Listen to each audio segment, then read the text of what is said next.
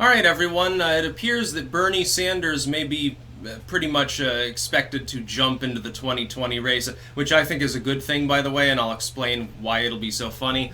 He has supposedly, now this is, I believe Politico broke the story, so again, it's like with Fox the other day saying similar things. Take it with a grain of salt, not the most reliable so-called news network in the world. I mean, if some YouTuber was making a speculation based on something they overheard in a congressional office, I'd consider that more noteworthy. So the fact that it's Politico is like, you know, mediocre as far as reliability, but supposedly he has already recorded a video in which he announces that he's campaigning. What I would say, though, is it would be a little bit odd for him to do it that way and not, like, come out on stage, like, hype it up for a couple days and come out, like, in D.C. to a crowd of 5,000 people or something and say, yes, I'm in the running for 2020. I promise you free ice cream and free every other piece of bullshit, just like in Workers' Paradise, Venezuela.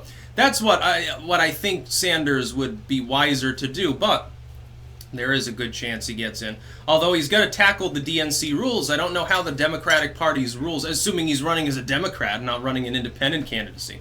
That'd be really funny. Like, the Democrats, it looks like they're in a court. He's like, well, I'm pissed off at them. They fucked me the last time, so I'm going to fuck them without lube this year. He might do that, and that'd be really funny, but I expect he'd run as a Democrat. But what paperwork does he have to sign? Like, does he have to sign over his soul? Probably. Well, actually, no, because they don't want souls. They want soullessness, so I don't know what he'd give him. I guess he has to give back his second home. He has to leverage that. That's the collateral in case he loses. I'm going to repo your house, Bernie. We're going to redistribute it to other people and put some migrants in it. That'd be funny. No, he bought like a large second lake house. And he had sold one of his others. But it's like, you know, he got some kickbacks in the wake of maybe endorsing Hillary Clinton, which I think initially he was reluctant to do, because it makes him a sellout, and really that would hurt him. Now, here's what I expect. Let's say he gets in. If Biden also gets in, Sanders, I mean, running against a bunch of other far leftists, Kamala on the rise especially, Biden will clean the floor with him, I think. It's like I keep seeing these progressives like, oh, this time he can do it. Bernie Sanders is elderly. He's even older than Joe Biden. He's almost 80 years old. He's not capable of campaigning with the same energy as the other candidates in the field that by and large are considerably younger. That's just a matter of biological fact, number one. Number two, Bernie Sanders' message, while it is very appealing to certain voting blocs, only really appeals to voting blocs that overwhelmingly vote for Democrats anyway. It's not adding anything new to the party. If anything, it alienates the Rust Belt business Democrats badly, who have been slowly spurning unions and interventionism, and they want more jobs and more wages, which they're getting under Trump. And that's really going to start grinding away at the support of the Democratic Party, I think.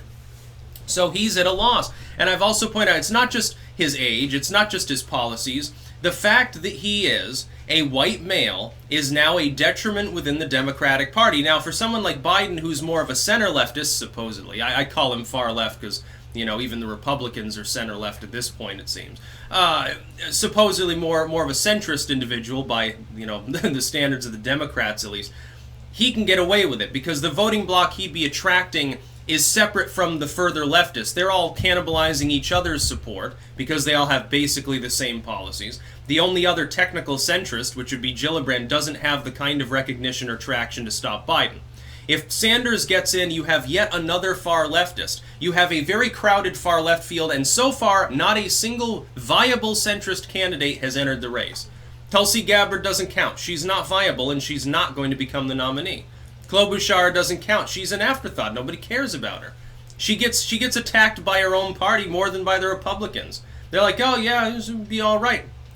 Like I said, you can see the shilling for these two particular individuals coming from far leftists who really do want people who are like, you know, MAGA build the wall to flock over to them under the auspices of, well, the wall hasn't been fully built, so we should vote for Tulsi Gabbard or something. There will be some Republicans who jump lines in open primary states, I guarantee. Just like there'll be Democrats that try to prop up whoever runs against Trump. Like, what is it, Bill Weld there, who claimed he'd never leave the Libertarian Party, and then he left the Libertarian Party recently, who was against guns, then for them. Now he's probably like somewhere in the middle. He's just a total fucking freak. He's a total sell. He's good at raising money, and that's basically the reason he's entering. He doesn't think he's going to win against Trump.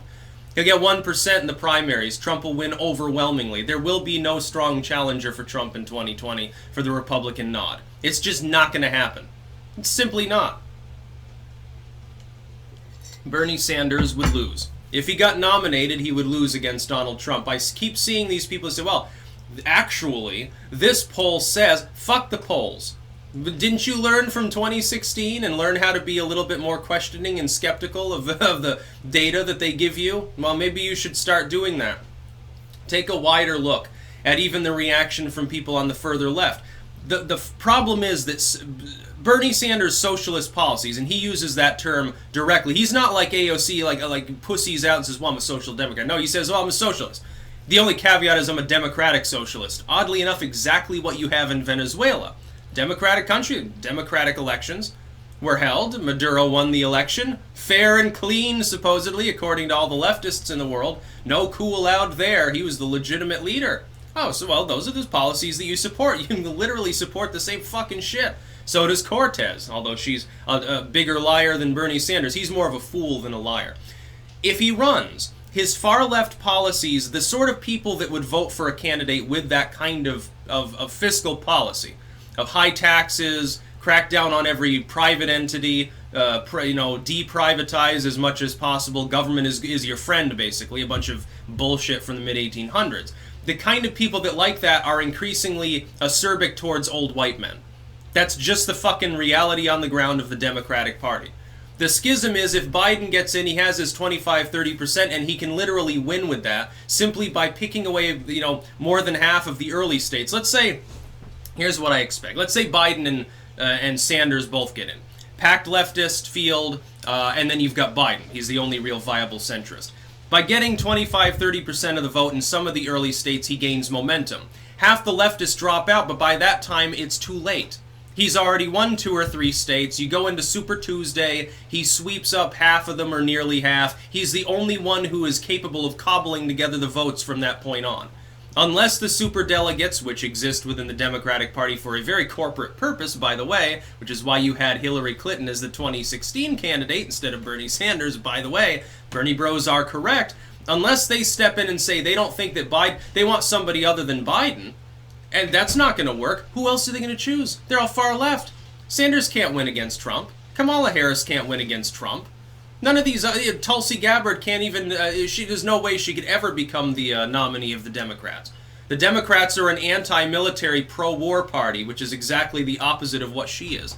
She's like, well, I'm a veteran, but I don't like interventionism. They're exactly the opposite. They want to bomb baby bomb over in Syria, and you're a Russian pawn if you don't want to posture against Putin, and peace in Korea is evil because we have to talk to Kim Jong-un, and Trump is evil too, and stuff like that. But we fucking hate our military. No, we're not going to modernize our nuke stockpile. We're not going to modernize our weapons. We need to scale back our intention. But we need to invade a bunch of people. The most dumbass fucking possible foreign policy approach is what the Democrats almost universally like. You think they're going to tolerate Tulsi Gabbard? It's never going to happen. And as a triple minority, by the way, she can never win a national election. Yes, there are enough people in this country who won't vote for a female and or won't vote for a person of color and or won't vote for a religious minority to keep her from being able to win. That's just the sad truth among certain voting demographics. Yes, I'm sure, all the time, the Democrats, they have their own problems with all sorts of weird shit, like blackface and stuff. Yes, they're going to align behind Tulsi Gabbard. It's not going to happen. And Klobuchar, the only other technical centrist there with any potential viability, is a laughingstock. She's already torpedoed her own campaign. Gillibrand, Mayo sandwich eater herself, yes, she hasn't gotten traction. I think she's the potentially the best candidate they could run. If Gillibrand ends up becoming the nominee, then Trump has a problem. Until that happens, you can forget about it. Bernie Sanders. Bernie Sanders' heyday, his time to run was like 2004. You had a fairly weak incumbent, you had several unpopular wars going on, Osama hadn't been captured yet. He could have run and said, look, we've got massive debt, we're not solving anything, we're involved in this foreign quagmire we need to get out of, let's have some fucking sense and sensibility. His time to run was last decade. He decided to wait. He runs the last time, and he only had one viable opponent, which was Clinton, the most unlikable person in the world, and he still lost because of the superdelegate system. Don't you think they would do the same thing again? Like, they're going to say, yeah, we want an 80-year-old socialist to be our standard bearer. They're never going to let him become the nominee. They will stab him in the back. And if Sanders does not understand this, he has fucking lost it. He's fucking totally lost it if he doesn't understand that. If he actually believes that they're going to let him run, you know, even after changing their rules to try to prevent third partyists from joining the party and then running anyway, if they actually, they're not going to take him seriously. They'll do the same thing they did last time. They're going to coronate some boring centrist who will get the corporate money, because you know what? At the end of the day, they'd rather get all those sweet political donations and lose because it's so lucrative. They'd rather lose as long as they get the corporate cash. They don't want to alienate the corporations with someone who claims that he wants to tax them up the ass and destroy all private industry in the United States. And it'd be funny to see his list of endorsements. Look, he'd be competing with people like Kamala Harris for all the left-wing endorsements. Meanwhile, again, Biden, if he gets in, has no one to compete with. The only other centrists are not viable. Nobody will endorse and give them money. They will drop like flies. Gillibrand would be out within a few months. Klobuchar would be a laughingstock. Ultimately, one person is going to lead the Democratic Party. I am looking at the field and seeing nobody capable of tackling Donald Trump. That's just the truth. That's the way I see it. I'm sure there are others who agree. And all the blackpilling about Mawal or whatever aside, okay, you've got tax reform. You had originally, the VA reform was a big thing, although everyone's forgotten about it. You have Korea. You have at least some attempt to lock the border down. And what's the alternative? Okay, fellow populists. Okay, all of you identitarians. What's the solution? I mean, the strategically viable solution within the other party. Which one of those candidates do you think would do a better job on trying to crack down on our border problem?